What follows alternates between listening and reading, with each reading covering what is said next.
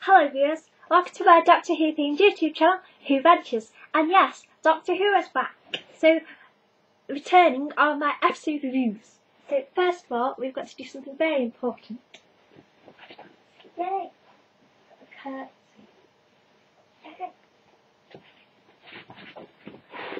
So, now in this video I'm going to review The Impossible Astronaut and Day of the Moon as one story. So, now I really like the return of Doctor Who. It feels very different from series 5 so far, very different, but it's very filmic, and I really got into it with Day of the Moon. For Impossible Astronaut was kind of a slow start because I kind of broke the rule a bit and sort of read about what people thought of it, because I was a bit of a bad fan, but I didn't quite watch it in time. So I've caught up now, and I watched it, but I sort of knew what was going to happen, so I didn't quite feel it as much as if I just watched it properly. So these are my notes. So let's get on with the review. So we have the wonderful joke of the matte painting, which is quite awesome. So I thought this kind of weaving through time stuff, it was fun, but it seems a bit like tacked on just to show always time travel and everything. We see Amy and Rory in their lovely new house, and it's got very interesting fridge decorations, and that their house is really cute and cosy, and they've got a very cute postman. So it's quite a fast-paced to start with, which I thought was quite good, but then we get to River. Now I've got a theory about why I don't like River. Now first, she didn't get off to a very good footing with me when she first ever appeared in the series, because I was quite a big Rose 10 shipper. I didn't really write anything, but I was very, very romantic and idealistic about Rose and 10. And when we found out that River's like this really sort of flirty, close person to the Doctor's like, get off him, his roses, how dare you. So I didn't like her story, but what I think is she's actually quite two-dimensional as a character. Now, I had a thought that, you know, the Moffat, the really cute Moffat picture I was reading his Target novelisation, it's like, oh, and he's got all these stories in his head from like when he was little and thinking of all these different stories. And it seems like River's song is from teenage Moffat. Right, when it's like, cause she's like so hypersexualised. Like with Amy, I tugged on my heartstrings about how they related River's story to Amy's, how this incredible saviour this amazing man comes to rescue them, or comes to see them, and then they like imprint on him like little chicks, and then he's just this wonderful, incredible man that they just love all through their life. So I thought that got me a bit. But with Amy, she's like, and how this man who comes to save them, and then he screws them up because they lose trust in him, and that sort of makes them screwed up sexually. With Amy, it's like she's awkward and and she pounces, which I relate to a lot. The pouncing, it's awkward, fumbling pouncing is what she did with the Doctor. And that's why I like Amy, because she tries to be tough, but she tries to make people think she's not scared and that, but she's awkward, and she's not always sure, and she's scared and everything.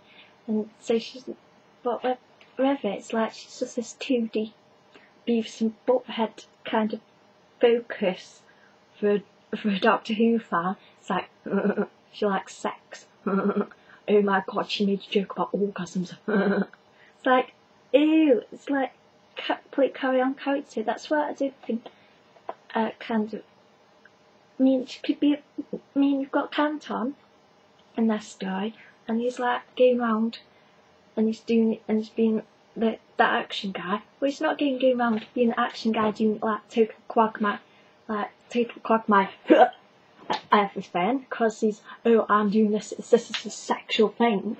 But no, but with River Song, it's like, she's like, oh, sweetie, I'm quite the screamer. Oh, yes. Yes. Hi, I'm sweetie. Oh, yes. It's like, why does she have to focus it all on sexuality all the time? Why can't she just be like Canton, just be an action person? Why does she have to keep focusing it on sexual innuendo? It's like juvenile. It's like teenage Moffat writing that. It's like, yeah, girls with boobs. It's like, I don't like that. That's why I don't like River Song, because she's not an in-depth character. I just don't feel there's any depth. It's just, and the floaty voice.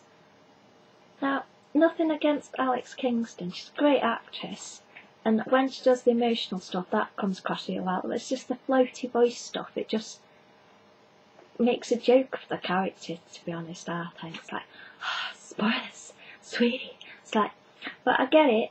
I get how she'd be like that, because there's this bloke who keeps coming and visiting her, but she's on a different timeline, so she's created this really strong sexual feelings towards him, and she's got to grab him when she can, because she doesn't know when the timeline's going to match up.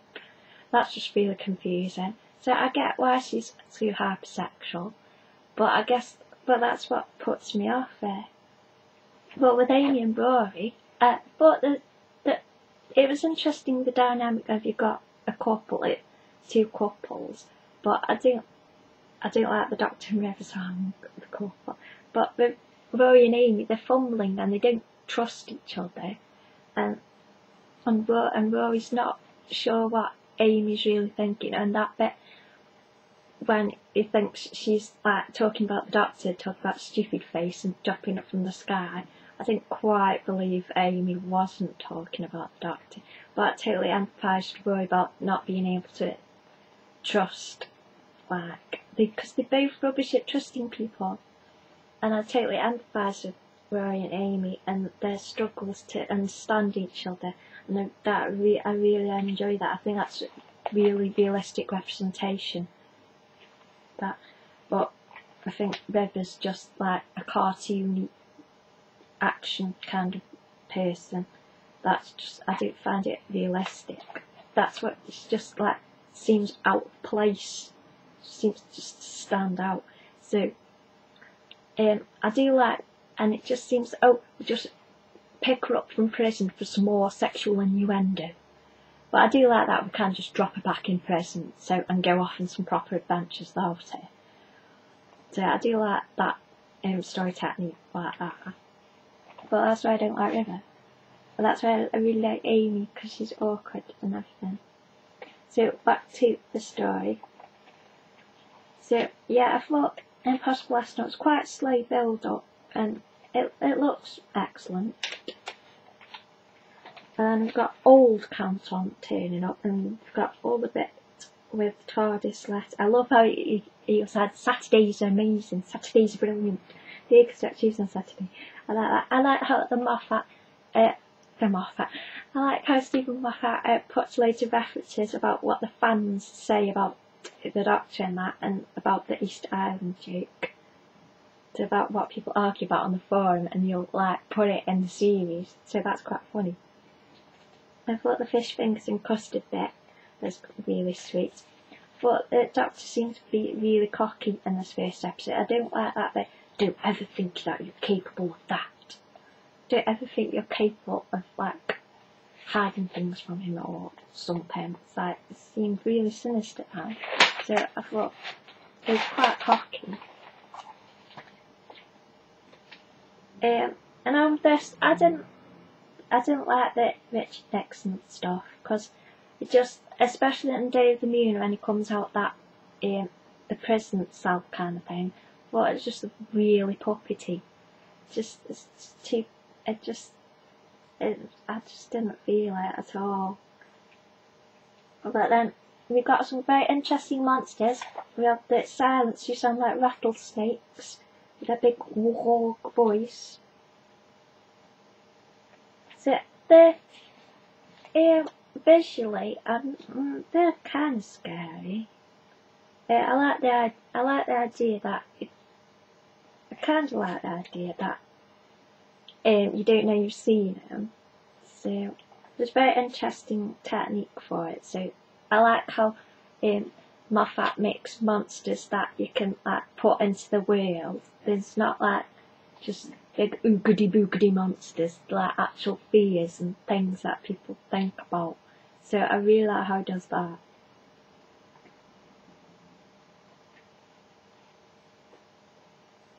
Now, what I didn't like was when Canton first gets on Tardis, and then it's left to Rory to sort of help him through it's bigger on the inside bit. And I didn't like that the Doctor just ran off with Amy and that. It's like, it's kind of that's the essence of Doctor Who, discovering the TARDIS, it's bigger on the inside. So I didn't like that the Doctor just ran off and left Rory too. It's like, he doesn't care anymore. So I just felt like, oh, you're missing the essence of Doctor Who there. It's like, he doesn't care, he just wants to run off and be all macho and just leave it to Rory. So I don't like that. But I thought Rory's got excellent how he's got like sort of a bigger part in the show now, and it's more like the viewer's voice, well, like how the viewer sees things and that.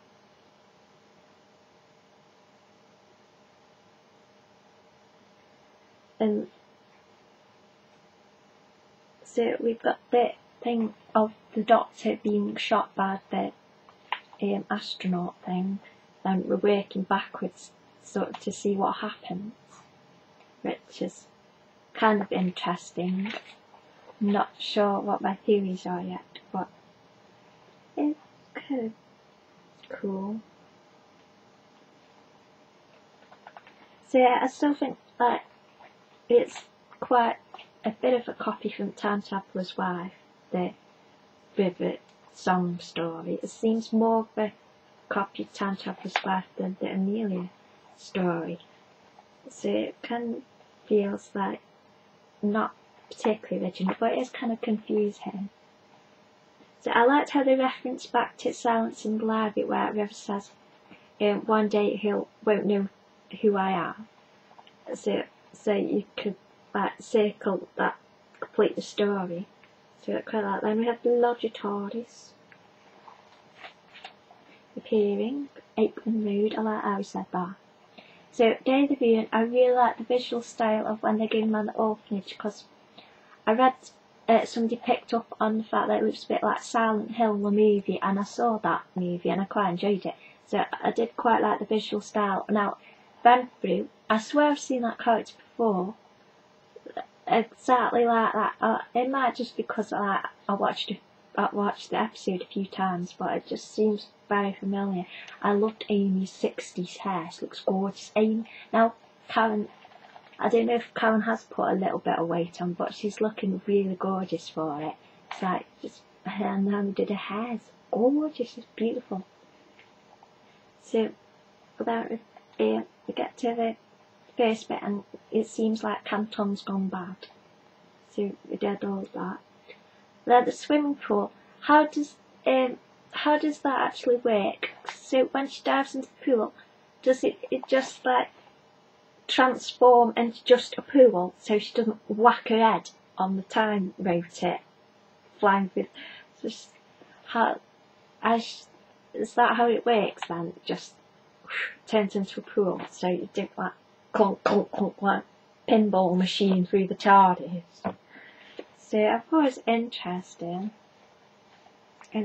joke that. But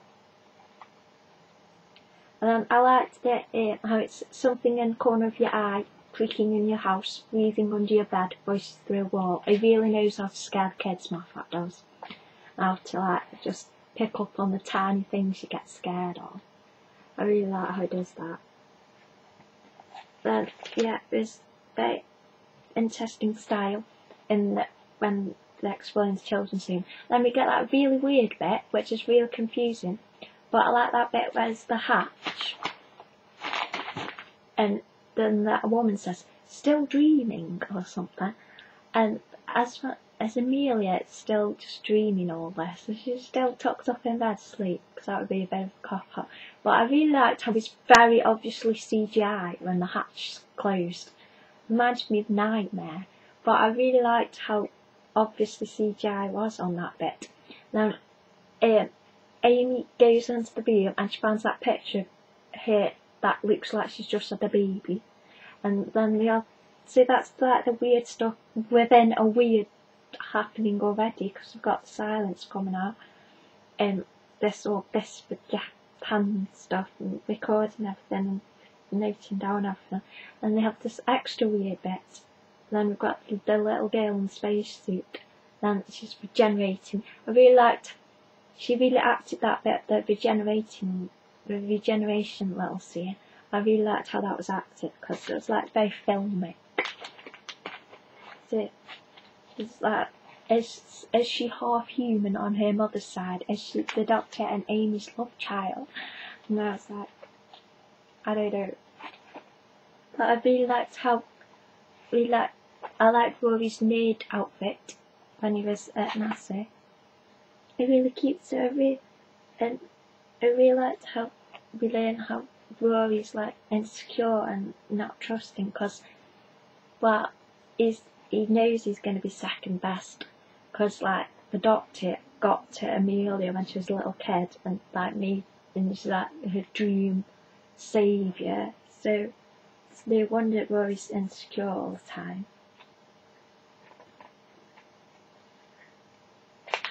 So anyway, yeah, when she goes into the room, it's like, I thought the mobile with the planets on it did kind of look like something little Amelia would have made.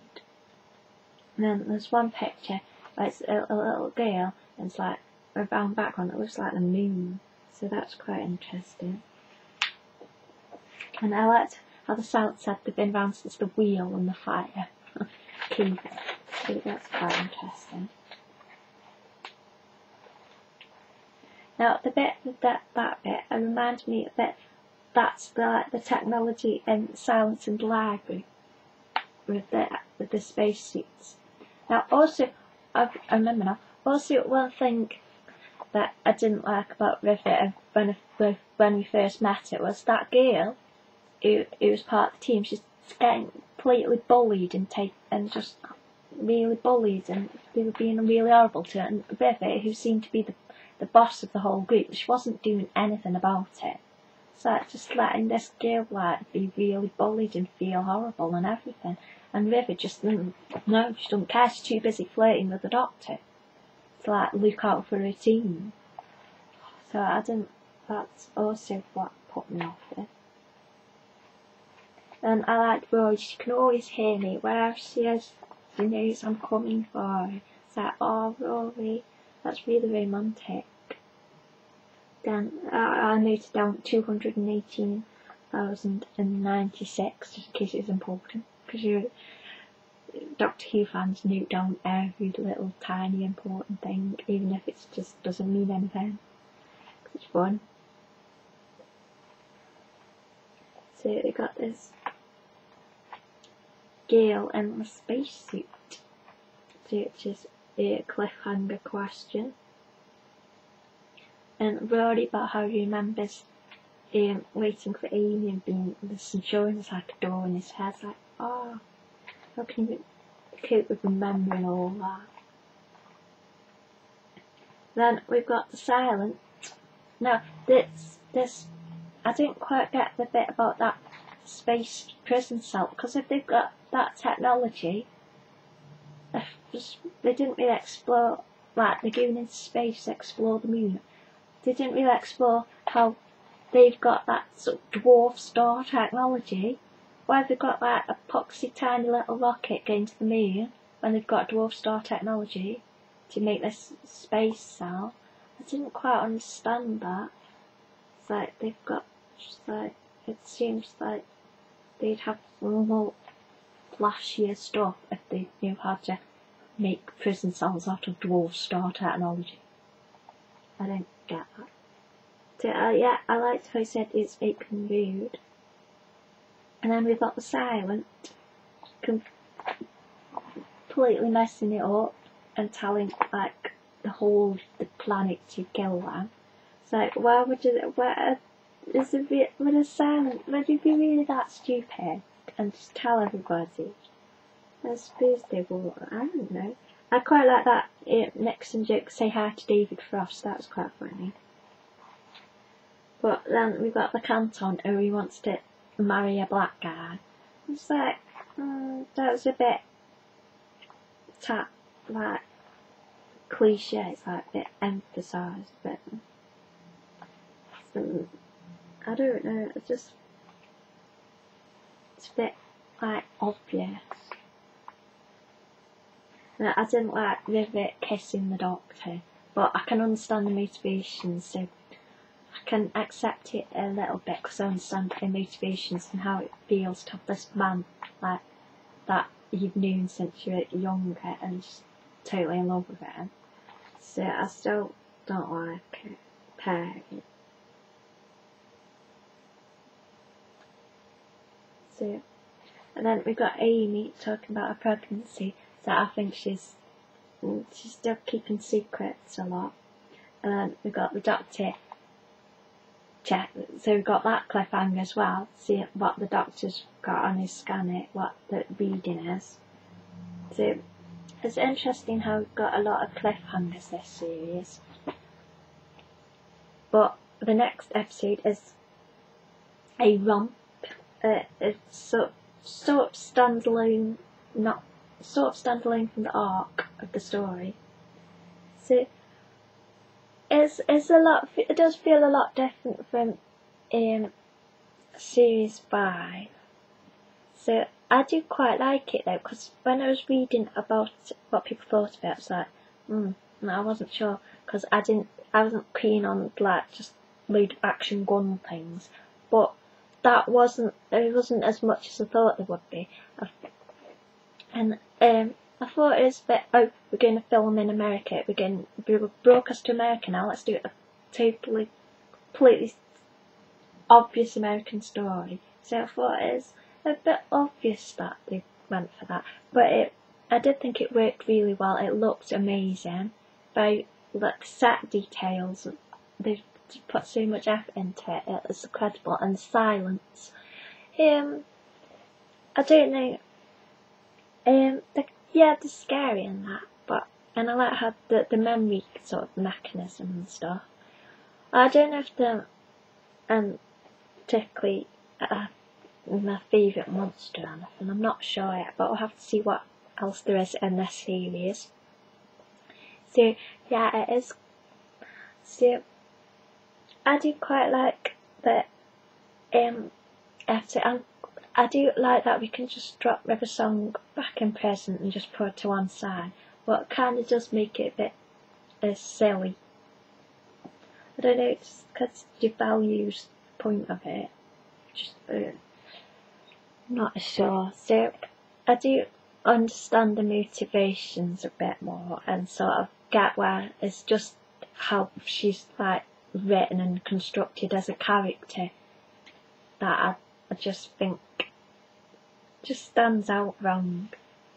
So I did really enjoy this opening story. But Canton, yeah, is a very interesting character. Really well acted.